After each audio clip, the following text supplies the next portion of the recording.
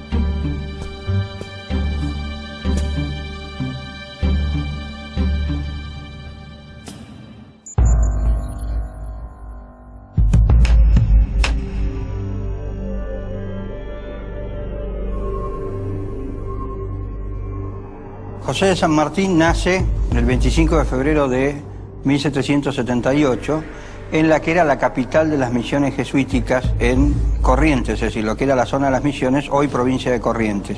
Cuando fueron expulsados los jesuitas, la corona mandó funcionarios a ocuparse de la administración de esos pueblos.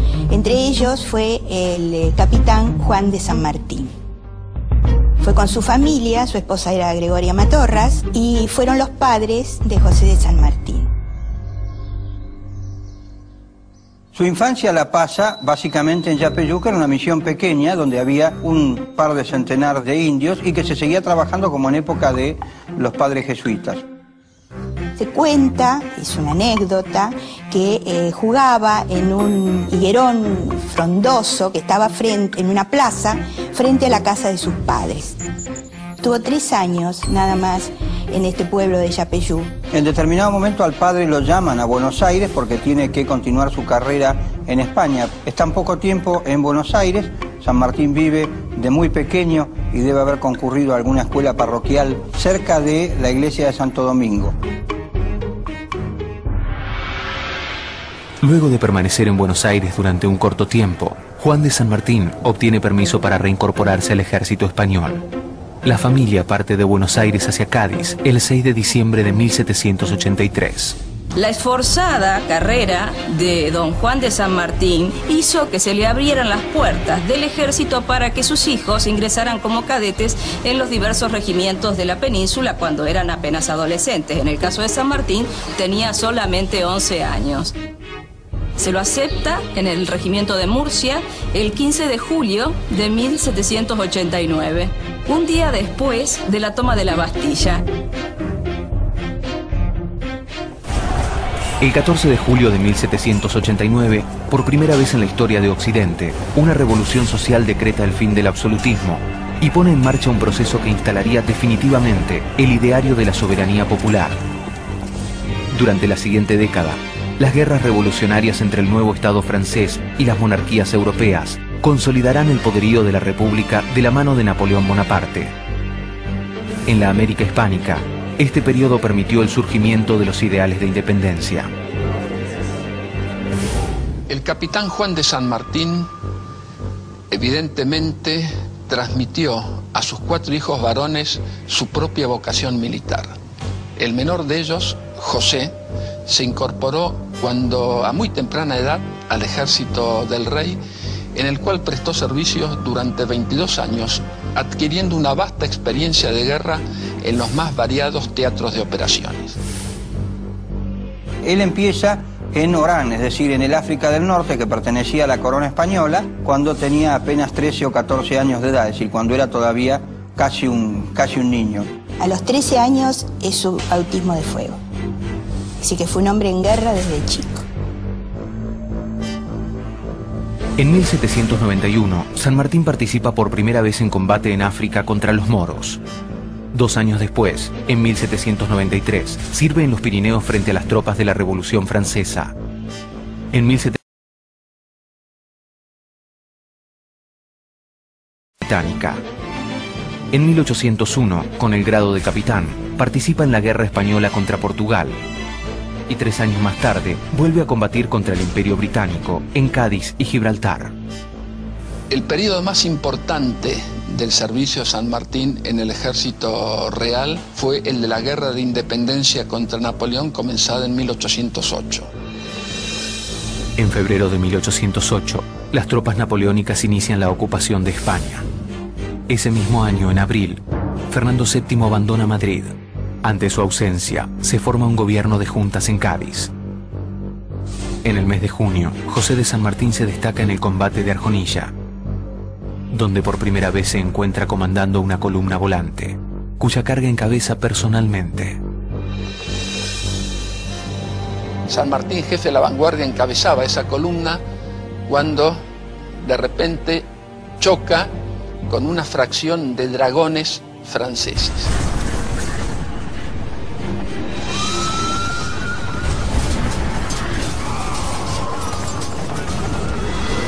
En el combate, contaba San Martín, que en un momento estuvo a punto de morir y lo salvó uno de sus soldados, Juan de Dios.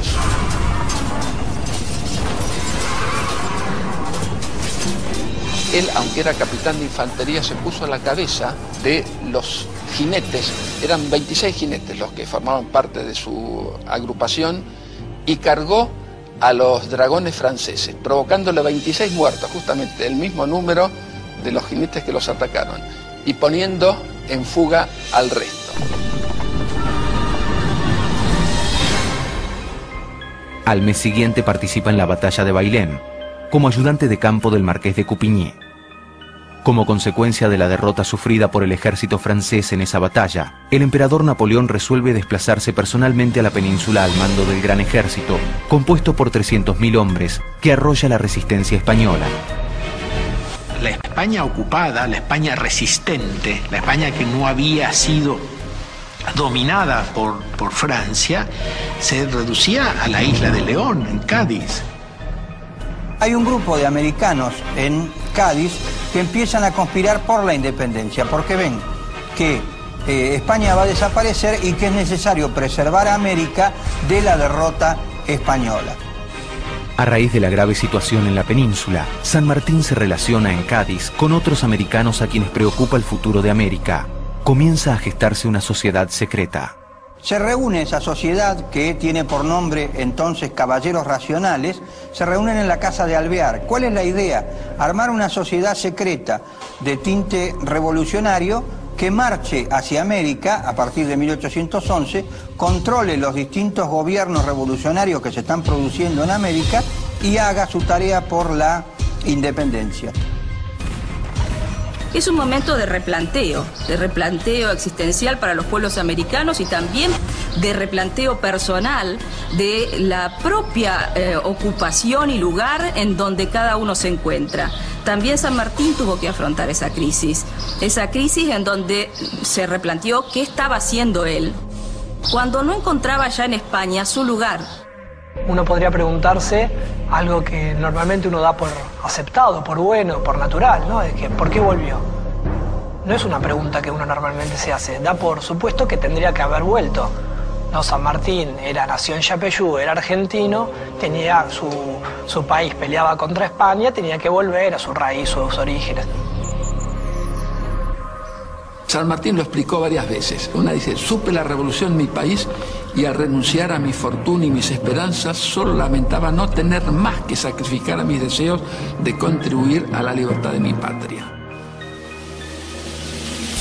La visión convencional es que sintió el llamado de la patria. Esto poéticamente puede ser atractivo, pero ocurre que hubo una simultaneidad de llamados, porque eran muchos los americanos que volvían, como Alvear, como Sapiola, como Chilavert, pero como tantos. Me parece que es muy importante tener en cuenta esto, que su carrera tenía un tope, porque por más destacada que haya sido la actuación de San Martín en el ejército, sabemos que los altos puestos de mando seguían estando en poder de los que tenían título nobiliario. Obviamente en San Martín hay algo más que la profesión, hay convicciones. De hecho, creo que lo que más lo distingue es su convicción de alcanzar la independencia, esa como un norte político. Se habla de una especie de traición a la España que lo educó y demás, pero no hay traición. Muy por el contrario, San Martín fue muy fiel a ese ideal del liberalismo que ponía adelante derechos y libertades que hoy vivimos, de la que disfrutamos sin casi darnos cuenta, pero en aquella época no existían. Decidido a participar en la lucha por la emancipación de las colonias, San Martín resuelve abandonar el ejército español y solicita permiso para trasladarse a América. San Martín pide permiso para ir a Lima y dice a atender negocios que tiene descuidados. Para viajar no podía hacerlo desde España, no podía ir en un barco español al territorio enemigo en ese momento de la corona española, por lo cual se traslada a Inglaterra. En Inglaterra se reúne con la gente de Miranda, que está en la casa de Miranda en Londres, donde funciona la cabeza de esta asociación de americanos conspiradores, a la cual Miranda le había puesto Gran Reunión Americana, y de Londres viajan hacia América ya formados como la Logia Lautaro. En septiembre de 1811 entra en funciones el primer triunvirato, el cual negocia un armisticio con las fuerzas realistas de la Banda Oriental y destina a Manuel Belgrano al Ejército del Norte. En febrero de 1812, la bandera argentina ondea por primera vez. Un mes después, José de San Martín llega a Buenos Aires.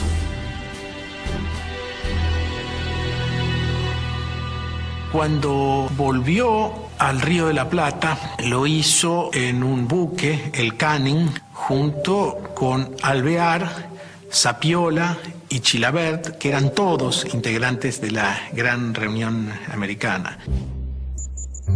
Por eso, en el marco de una decisión ideológica del liberalismo que profesaba San Martín y tantos otros americanos que decidieron volver, es que San Martín llega al Río de la Plata y ofrece sus servicios. San Martín llega, se relaciona, inmediatamente le dan un cargo, le reconocen el cargo de teniente coronel.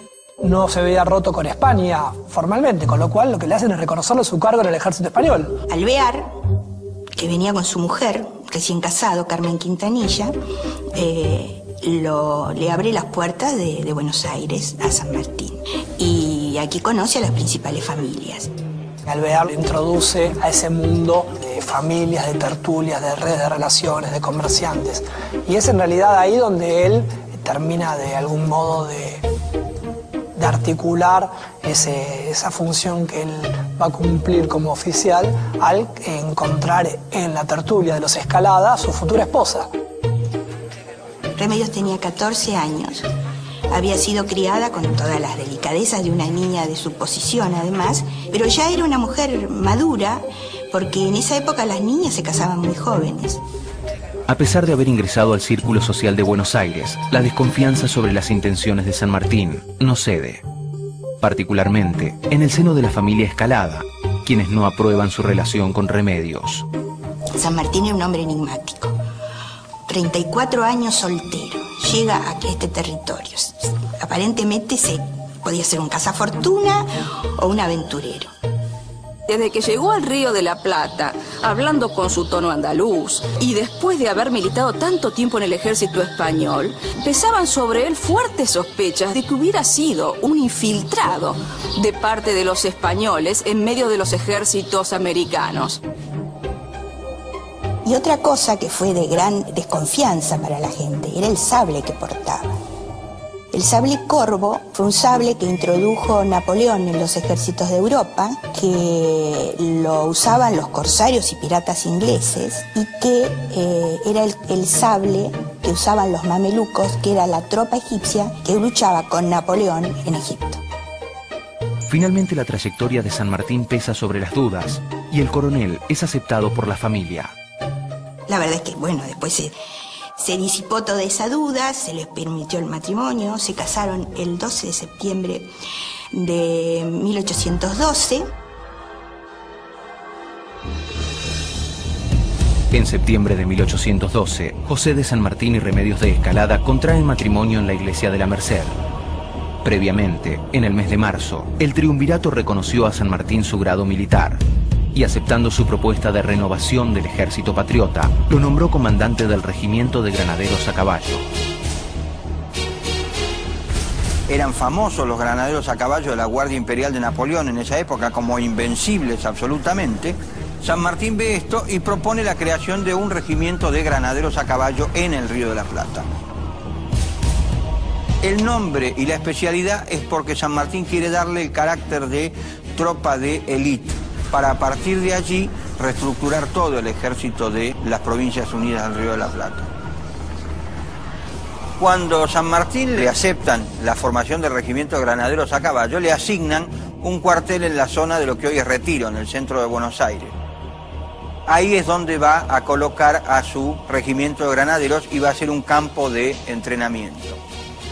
En los cuarteles de Retiro, San Martín agrupó a los granaderos para instruirlos en las modernas tácticas empleadas por los cuerpos de élite de los ejércitos europeos. Ataques, maniobras, control de caballo. Aprender a cabalgar, aprender a trotar, aprender a correr y aprender a hacer cargas. Por eso necesitaba 200 o 300 metros libres para ese tipo de entrenamiento.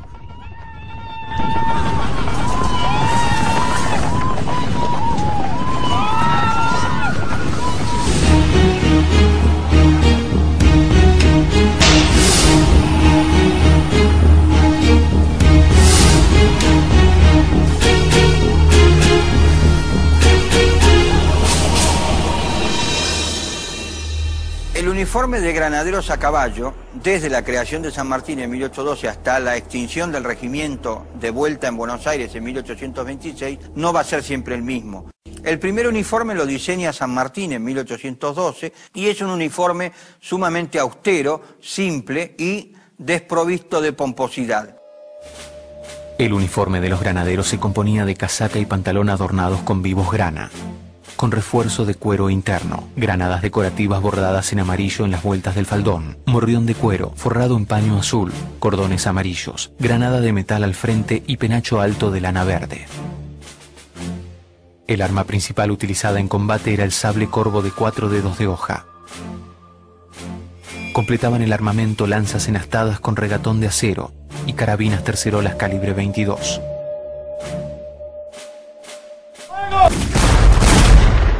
El sistema para cargar un arma larga o corta, cualquier arma de fuego, era bastante complicado, ¿verdad? El primer paso para cargar un fusil era morder el cartucho. Se descargaba el contenido en el caño del fusil, empujaba hasta el fondo, se atacaba con la baqueta, se montaba el gatillo y recién se disparaba. Una tropa muy bien instruida podía tirar a lo sumo 2 tiros por minuto. El alcance eficaz del fusil no superaba los 100 metros. Entonces la tropa que avanzaba no podía recibir muchos disparos porque ya estaba encima del enemigo. Desde la Revolución de Mayo, el gobierno mantenía una asignatura pendiente, la Declaración de la Independencia. El primer triunvirato restablece el equilibrio interno, pero encuentra dificultades a la hora de sostener la guerra por la emancipación. Cuando llega San Martín a Buenos Aires se encuentra con el gobierno del primer triunvirato, que es el que ha detenido la Declaración de Independencia, ha detenido el avance de la revolución y se dan cuenta que tienen que golpear de alguna manera contra el triunvirato para producir los cambios que necesita la revolución. Todos recordamos que entre 1810 y 1816 se seguía respondiendo al rey de España. Entonces San Martín, que quería comandar tropas que combatían contra el rey, no querían que fueran tropas rebeldes contra el rey, querían que fueran tropas de una nación soberana. Ante el estancamiento de la política del triunvirato, los responsables de la Logia Lautaro y la Sociedad Patriótica, Alvear y Monteagudo, se unen para forzar un cambio. La conspiración está en marcha. San Martín, por un lado, hace una propuesta de reorganización militar, mientras que, por otro lado, la Logia hace una propuesta de recambio político. Las sugerencias políticas que da la Logia Lautaro no es aceptada, por lo cual la Logia se ve necesitada de hacerle el golpe al primer triunvirato. Por eso, él, en octubre de 1812, encabeza un movimiento cívico-militar que depone al primer triunvirato e instala en su reemplazo al segundo triunvirato, con una misión específica: convocar a una asamblea para declarar la independencia. En octubre de 1812, un movimiento de fuerzas organizado por la Logia Lautaro y la Sociedad Patriótica impone a un segundo triunvirato integrado por Antonio Álvarez Jonte, Juan José Paso y Nicolás Rodríguez Peña. En diciembre, este gobierno establece la creación de una Asamblea General Constituyente, que será conocida como la Asamblea del Año 13. Ese mismo mes, con el triunfo de las tropas lideradas por José Rondó, se consolida el sitio de Montevideo. Y en aquel tiempo, el dominio fluvial del Río de la Plata lo tenía una escuadra realista que tenía su sede o su puerto en Montevideo, que además estaba sitiado por el bando que podemos llamar ahora independentista o patriota. Los españoles necesitaban víveres porque tenían Montevideo, el puerto, una escuadra, pero no tenían más que eso, es decir, no tenían manera de conseguir víveres frescos. Los barcos realistas surcaban los ríos Uruguay y Paraná, bajaban a los pueblos, saqueaban las poblaciones y se daban cosas para comer, porque no tenía, la ciudad estaba sitiada. Las incursiones realistas ofrecen al coronel San Martín la oportunidad de probar la eficacia de sus granaderos, que esperan con impaciencia el bautismo de fuego. Recordemos que cuando San Martín llegó, había muchos que desconfiaban de él. Se ganó su confianza fundamentalmente después de ese combate. Tenía que demostrar con una prueba de sangre su adhesión incondicional a la revolución, para posicionarse en ella definitivamente como el conductor militar por excelencia, aquel que no puede ser reemplazado. Hacia finales de 1812, las incursiones realistas sobre el río Paraná van aumentando y los saqueos a las poblaciones como San Lorenzo, Rosario y otras más se van incrementando. En una de esas acciones, el gobierno de Buenos Aires, alertado, entonces ordena que el coronel San Martín, con 120 hombres, que toma de los 12 escuadrones que estaban organizando, tenía 12 escuadrones, cada escuadrón tendría 80, 90 hombres, toma 120, los 120 mejores, y se los lleva. El regimiento de granaderos es enviado a patrullar la costa del río Paraná y en la posta de San Lorenzo reciben noticias sobre la posición de la escuadra realista.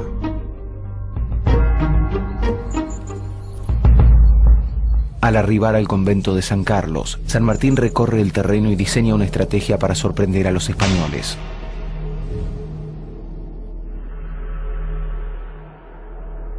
Al amanecer, el comandante avista a la tropa enemiga desembarcando en la playa baja. Es la señal que espera para lanzar a los granaderos a la batalla. El combate San Lorenzo duró muy poco tiempo. no duró más de un cuarto de hora.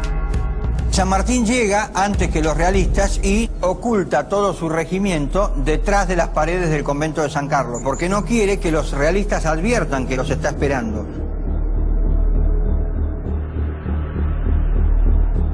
Los realistas llegan hasta la costa, desembarcan en lanchones, suben por la barranca del río hasta la altura de la planicie donde está el convento de San Carlos, ya con la intención de sacar y llevarse los últimos víveres que le quedan al convento y a la población aledaña, mientras San Martín se esconde para que no lo vean.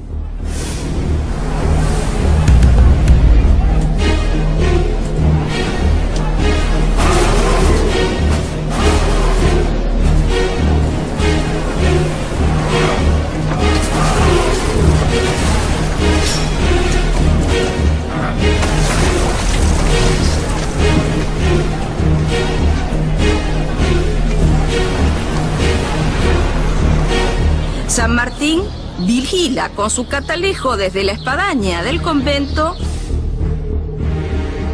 y cuando los ve que están en una distancia aproximada, le da órdenes a Bermúdez: usted tiene que tomar el mando del ala derecha, que tendrá que hacer un recorrido oblicuo, mientras que él saldría por el norte y obviamente iría de frente al enemigo. San Martín dividió su escuadrón en dos compañías. Él se puso a la cabeza de uno y a su segundo, el capitán Bermúdez, le encomendó la otra y atacaron buscando un doble envolvimiento de la fracción realista.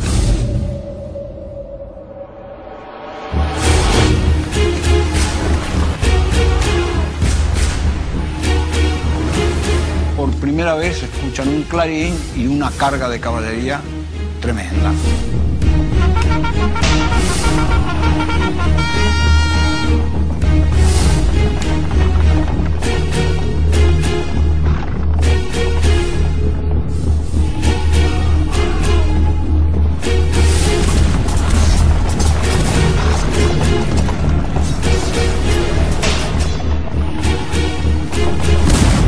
La rapidez de la carga de los granaderos impidió que los realistas formaran cuadros. Por ese rodeo que tiene que dar Bermúdez, que San Martín criticará mucho después de la acción, no se va a realizar el movimiento en forma simultánea, como pretendía San Martín. Como San Martín encabeza la carga directamente, mientras que otro capitán lo hace en forma envolvente, es el que recibe el cañonazo. Cuando se produce la carga, el caballo de San Martín cae abatido y queda su pierna apretada, no puede incorporarse. Rápidamente algunos realistas que ya habían perdido la formación se acercan para ponerlo fuera de combate.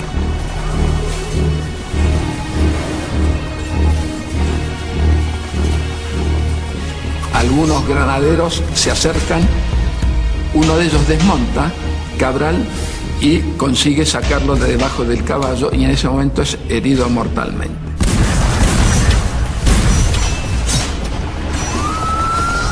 Gracias al puntano Baigorria y obviamente al granadero Cabral, digo granadero y no sargento porque nunca lo fue, se salva de ser muerto en pleno inicio del combate. La decisión de San Martín de encabezar la carga de los granaderos probó su valentía y capacidad de mando, pero esta acción supuso un riesgo para la ambiciosa campaña que el comandante planeaba desarrollar. Siendo el comandante en jefe de ese cuerpo de élite, como eran los granaderos a caballo que iban a recibir su bautismo de fuego, ¿puede concebirse que él se ponga primero en la posición de peligro y sea el primero en enfrentar las balas del enemigo, cuando en general el papel de un jefe es coordinar la acción desde atrás? San Martín no tenía la personalidad de los generales de la época de mandar todo por su estado mayor y él quedarse en la retaguardia dirigiendo, pero protegidos a la vez. La personalidad de San Martín era la de exponerse junto con sus hombres y de marchar al frente siempre. En las unidades pequeñas, el jefe tiene que dar el ejemplo y la caballería tiene que cargar a la cabeza. San Martín, que estaba al mando de un pequeño escuadrón, no podía quedarse en el convento mandando desde ahí. Tenía que dar el ejemplo y cargar a la cabeza. Finalmente, la columna de Bermúdez es la que da el segundo asalto sobre las tropas realistas y es la que termina definiendo la acción. Bermúdez, después comienza la persecución del enemigo.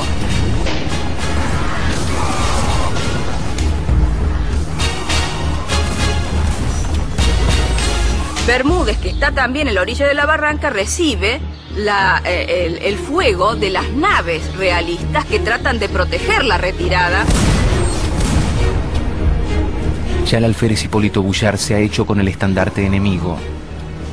Los realistas huyen dejando en el campo de batalla muertos y armamento. La persecución está llegando a su fin. Esa persecución es tan violenta que algunos desesperados se lanzan por la barranca.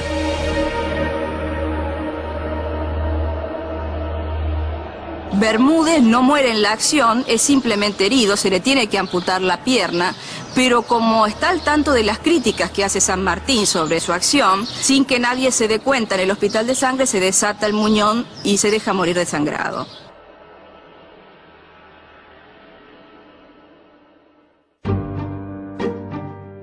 Es por ese alto sentido del deber que inculcaba San Martín en sus tropas, en ese cuerpo de élite sobre todo, y en sus oficiales más que nada, que no se permitían el lujo de fallarle a su comandante.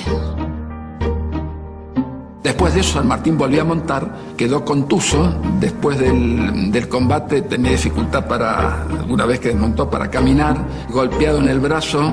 Él no pudo redactar de puño y letra el parte del combate, es lo que se recuerda. Excelentísimo señor, tengo el honor de decir a vuestra excelencia que en el día de hoy, los granaderos a mi mando, en su primer ensayo, han agregado un nuevo triunfo a las armas de la patria. En el combate de San Lorenzo, 120 granaderos se enfrentaron a una fuerza de 250 infantes realistas. Por el bando patriota, 6 soldados resultaron muertos y 20 recibieron heridas. Los españoles dejaron en el campo de batalla 40 muertos y 14 infantes fueron tomados prisioneros. El armamento rescatado tras el combate sumó 40 fusiles, más 2 piezas de artillería que pasaron a engrosar el arsenal de los granaderos. Cualquier victoria que se obtiene al comienzo de una guerra levanta la moral de la población. Y por eso San Martín empezó a ganar un importante prestigio después de San Lorenzo. El valor que ha manifestado la oficialidad y tropa de mi mando los hace acreedores a los respetos de la patria. San Lorenzo, febrero 3 de 1813, José de San Martín. A partir de allí se gana toda la confianza del gobierno de Buenos Aires, que lo deja seguir en sus proyectos de reorganización del ejército de las Provincias Unidas, merced al éxito que logra con su recién creada unidad en la primera campaña que le toca, que es San Lorenzo. Evitar que acá se asentasen los españoles era una medida de alto valor estratégico. San Lorenzo es en chico lo que va a suceder después en Chacabuco, en Maipú. Prueba la eficiencia del conductor.